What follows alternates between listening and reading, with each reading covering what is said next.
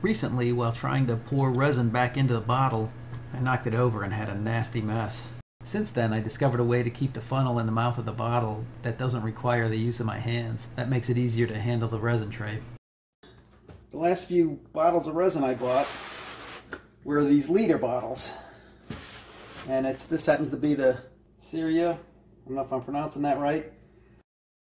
They have a package that has this foam in it. And I have found that if I take the foam out and with a utility knife, slice a slot in the foam so that it's open like this, which makes it easier to put the bottle in and out.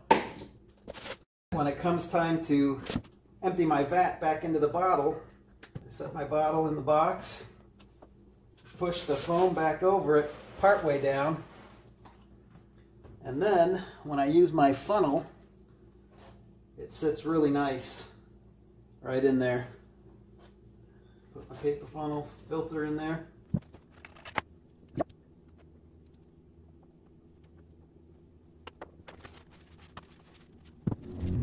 But that's it. If you found this useful, don't forget to like and subscribe, and happy printing!